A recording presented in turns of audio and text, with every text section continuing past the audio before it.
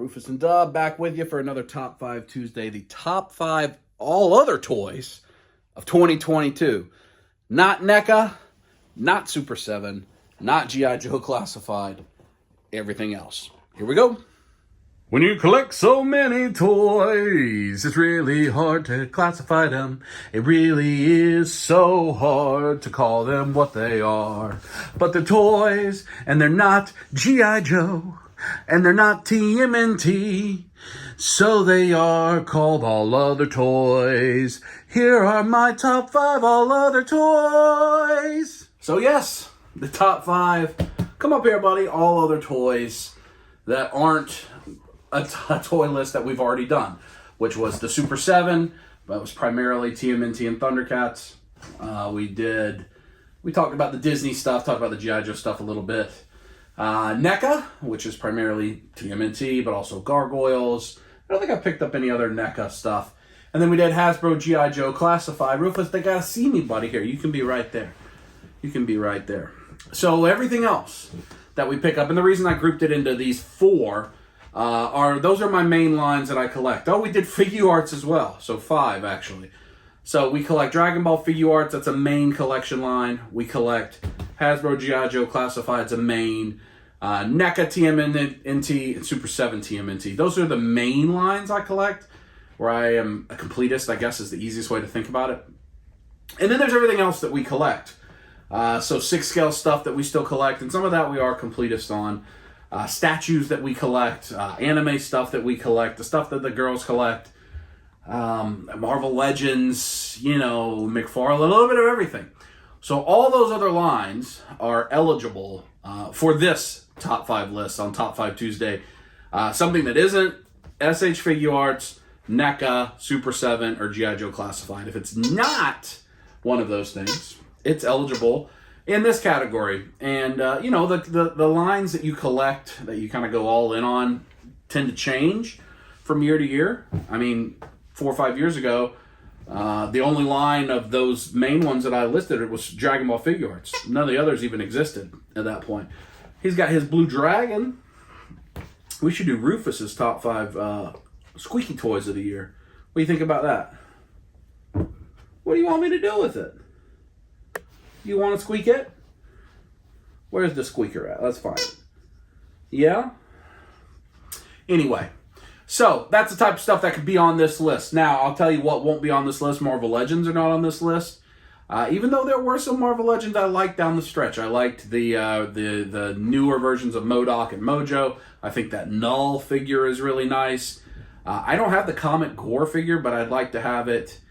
Some of those retro Spider-Man, they're good figures. The MCU ones, so right now with Marvel Legends, it's either the MCU, one of each original character that Kaya collects, symbiotes that Kaya collects, and then I pick up random, villains right now, but they're just to put in the tub. So Hydra Soldiers, AIM Soldiers, Red Skull, things for pictures, or to, work well with other ones. So no Marvel Legends on this video, even though I think that they have certain figures really improve their game. Let's start with the honorable mention. The honorable mention is going to be in the statue category. I couldn't pick one. I pick all 3. They're the 3 sitting up there. They are the PCS collectibles, which I think Sideshow owns PCS now. The Shredder, the Rocksteady, and the Bebop. They come with the Mouser and the Roadkill Rodney, kind of supporting pieces. Those statues are incredible. In reality, they're probably the nicest things I've opened all year. They're just outstanding. The PCS Turtles collection will be complete when the Krang arrives next year. And it's truly a centerpiece of the collection. And if that's the only Turtle stuff I ever had, it would be great. And in reality, that may be one day. I may get rid of all the other Turtle stuff and just have those. I don't know. They're just fantastic. They're expensive. I would love to have the PCS Last Ronin with the 3 brothers around him. I would love to have that very much. I just don't have room for it more than anything, so I'm passing.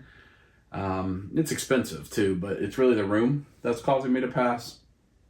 I think they were a great honorable mention. Also in contention was the Iron Studios, some of the new Lord of the Rings Iron Studios stuff. The Witch King Iron Studios 1/10 piece is great.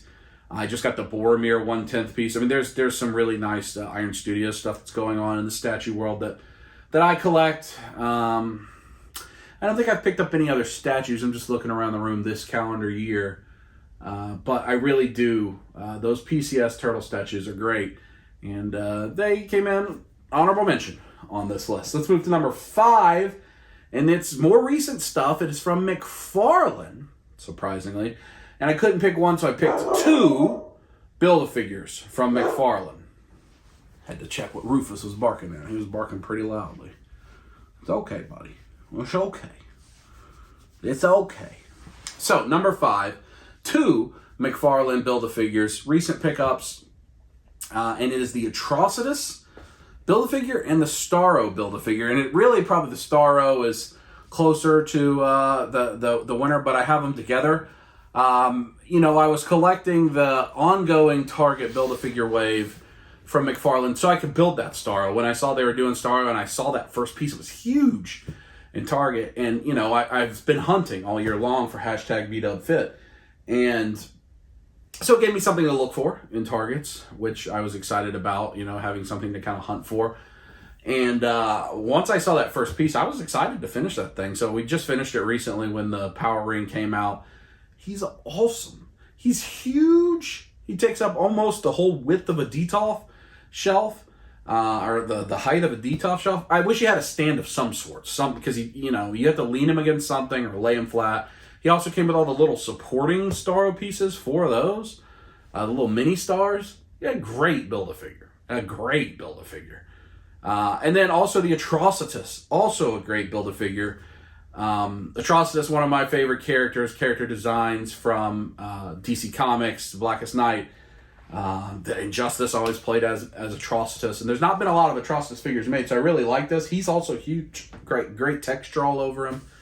I think McFarland's killing it on big figures. You can think about McFarland the same way like Diamond Select on the big figures. They're just killing it. They're absolutely killing it.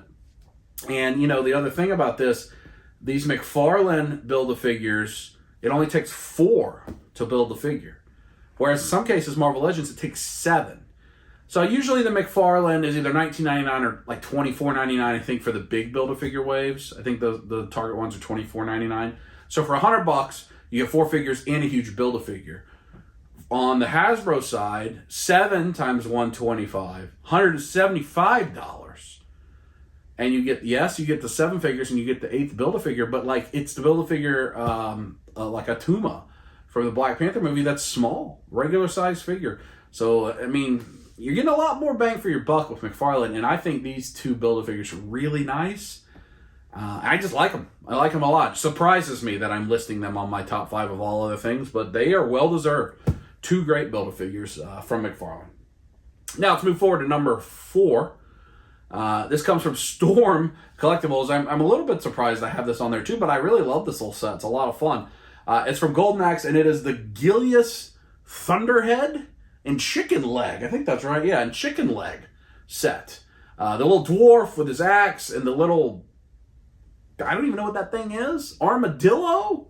Roly-poly? I don't know what the little dude is that he rides, but it's a very fun set. It's a very fun set. The Storm Golden Axe stuff is awesome. You know, I got rid of all my Storm Mortal Kombat and Street Fighter stuff, and I probably regret a little bit of the Mortal Kombat stuff, because Storm stuff is just so good. It's just really expensive in the aftermarket, so it's a temptation to get rid of it when you're downsizing. And they've made so many different versions of the Mortal Kombat characters, and I actually grabbed a couple of them from Black Friday sales that they had going on, a Kung Lao and a Reptile. They had them for like $30 or $40. That's so cheap for that figure. If you've never handled a Storm Collectibles figure, you should. They use what almost feels like rubber, kind of seamless type body sometimes, but not always seamless, but rubbery, and you can do great articulation, and they come with tremendous effect pieces. And a lot of accessories. But this set from Golden Axe, the little dude and his mount, work perfectly with Mythic Legions. I actually just have them by themselves. I have a few of the Golden Axe figures by themselves. It's a great game, fun game. And it's just fun, right? These toys should be fun more than anything. You should enjoy playing with them. Storm figures you can play with, you can mess with, you can have fun, you can articulate. You don't have to worry about anything happening. So that's surprisingly number 4 from Storm Collectibles.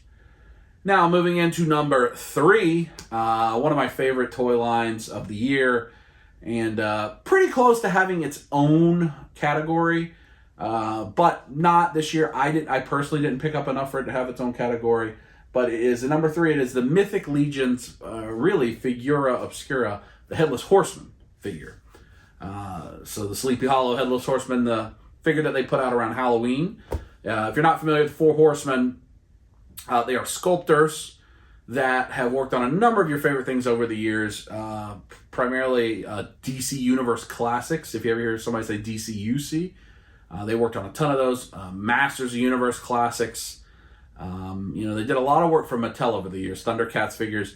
I think they sculpted a lot of the Super 7 TMNT and the Super 7 Thundercats stuff. So they'll sculpt for other companies as well as doing their own in-house stuff, which Four Horsemen Studios has several in-house lines, one of which is Mythic Legions, that a lot of people know about. Kind of a second line, I don't think it's a subline to Legions, is Figura Obscura. And they've got several releases of that so far. Last Christmas they did Krampus, then they did a different color of Krampus. They've done the Headless Horseman. They just put out Santa Claus. So you see they're kind of doing their own spin on other type of characters throughout the world. And this Headless Horseman is just fantastic. Comes with a horse, comes with the flaming pumpkin head that he could hold in his hand or wear it. It comes with the extra neck peg to fill in if you've got him holding his flaming head. The Mythic Legions, the Four Horsemen horses, are the best 1/12 horses ever.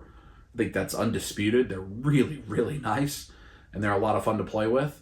And so this is just a great set. Unfortunately, it is Figura Obscura is kind of an exclusive to their store. They do 2 drops, one in the morning, one at night on the day they announce it. I don't love that they only give a few days notice and you got to pay in full. Not everybody has discretionary monies just immediately available for things like that. So I do wish that you had a little bit more time, but it's nice that it's available and it's not a pre-order. We sit on so many pre-orders. That is nice. This is a great figure. And it's number 3, Figura Obscura, the Headless Horseman. Continuing with Mythic Legions, the number 2 figure of the year, and it is from their most recent wave. It is Ilithia and Phobos. So this is definitely Mythic Legions, not Four Horsemen, or not Figura Obscura from the Four Horsemen. And they've been going through and they are releasing the Four Horsemen of the Apocalypse in their own wave. So we had the flaming guy, what was his name? Arethyr. I think he actually came out last year. He would have probably been on this list. But she's the new one. She's like the vampire queen. She's got the scales of justice. She's got a vampire horse. She just looks awesome. This was a vampire wave, and you've got the skeleton wave, Necronominus, up right now for pre-order on Store Horseman. If you search for Mythic Legions, you can find it. And you'll see they have like the rider and the horseman, the horse of each of the Four Horsemen of the Apocalypse, which are now all 4 up for order.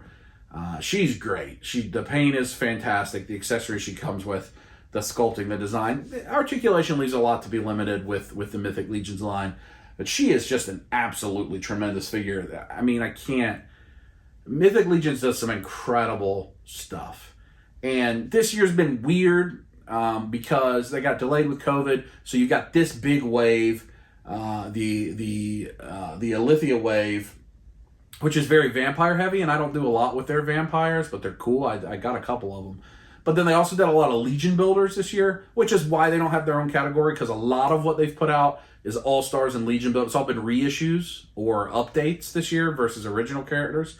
Next year will be a heavy Four Horsemen year because we should see Cosmic Legions, another of their sublines coming out. And I think we'll see at least 2 waves of Mythic Legions come out, Poxus, and then probably the Necronominus, or, that may push into the following year. But just really good stuff. And I would advise, go to the Mythic Legions website, Google Mythic Legions, Google Four Horsemen Studios, look at the Necronominus. It's a skeleton wave. There are some absolutely unreal stuff. The pre-order price that it is right now, you do have to pay in full, but it's by far the cheapest you're going to get it. It will only get more expensive. And if you're not interested in paying up front, wait until the middle of January. Then pre-orders will go up on Big Bad Toy Store and other retailers. They'll be less expensive, but you don't have to pay up front. So if you're interested in dabbling with Mythic Legions, go on Big Bad, go on Mallfish or Empire Toy Shop or any of those other retailers. See what they have available. Grab one figure, play with it. But the Elithium Phobos, the horses are going to be hard to get because they sell out pretty fast. But number 2 and 3 from the 4 Horsemen. And well-deserved, and they'll probably have their own category next year. Now let's move on to number 1 of all other figures. Not those other categories, but everything else. My only 6 scale on the list, even though I've picked up several 6 scale figures. And that is from Asmus Toys, and that is the Asmus Toys Bilbo. This is just an absolute masterpiece of a figure. My favorite figure from the non-Super 7, non-NECA, non-Figure Arts, non-G.I. Joe. An incredible figure. Head sculpt is great. The head sculpt on the angry Bilbo is great. Like the alternate head sculpt. It's just a tremendously good action figure.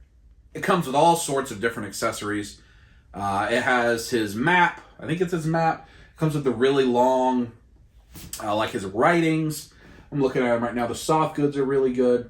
Bilbo, probably my favorite all time. Fictional character, The Hobbit being my favorite book of all time.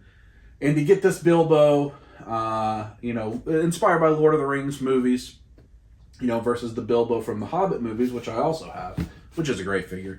It's just tremendous. Asmus has really upped their game.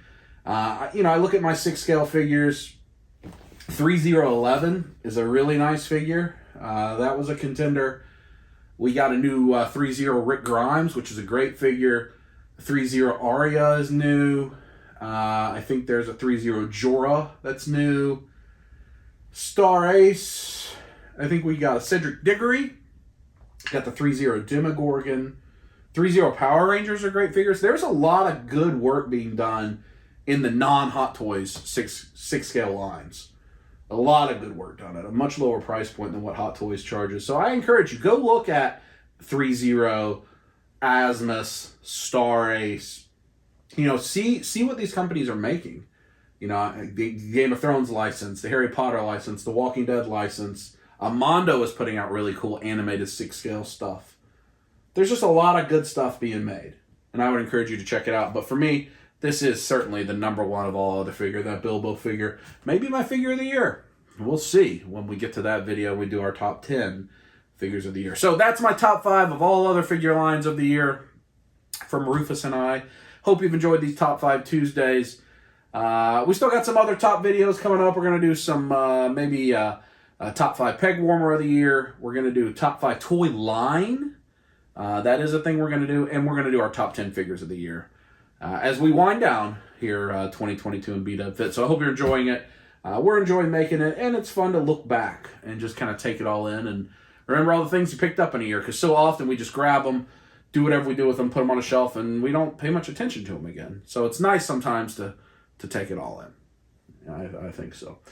All right, well, that's my video. Hope you enjoyed it. I'll talk to you next time. Squeeze it.